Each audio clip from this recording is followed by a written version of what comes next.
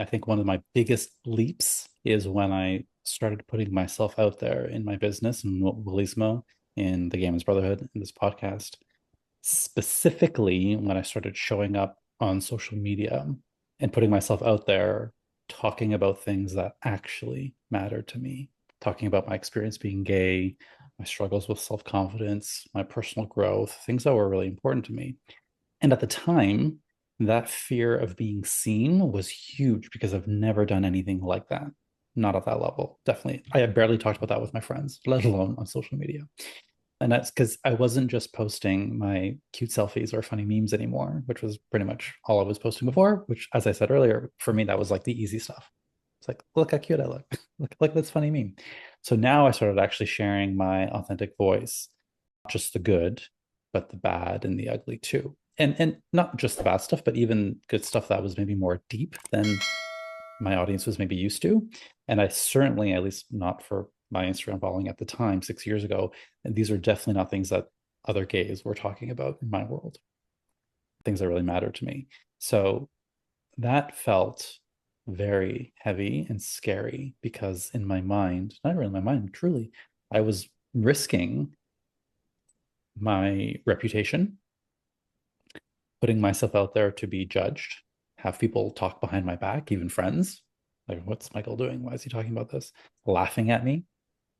And I was convinced, the fear for me, if I could take you back, like the fear for me was they'd be saying things like, who do you think you are talking about this? Or, oh, great, another gay wannabe influencer. This is just what we need, right? Or he's so full of himself, or God, this shit is so cringy.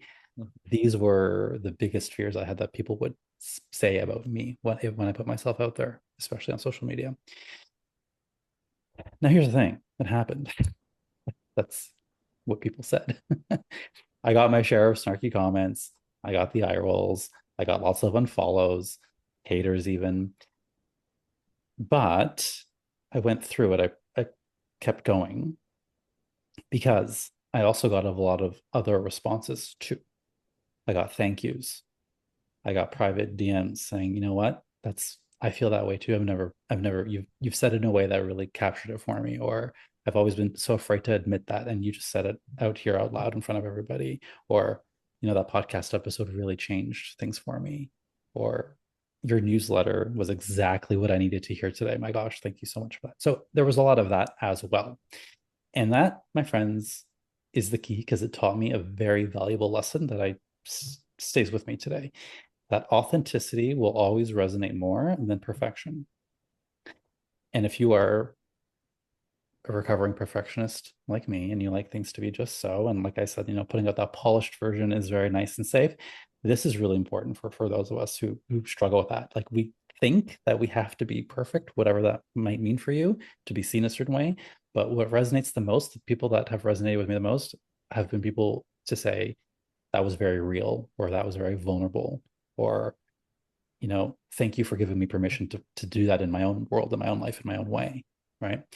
So I can now let the haters hate and the critics critique and all that stuff, because after these 6 years of hundreds of videos, hundreds of episodes, blogs, newsletters, all the things, what I've learned from putting myself out there is that for me, rejection stings less than regret. I'd rather look back knowing that I showed up fully, even if it flopped, even if I get rejected, even if the guy's like, fuck off, you ugly loser, even if people hate the podcast episode, I would rather sit in knowing that I tried it than sitting in the wondering, what if I didn't try this?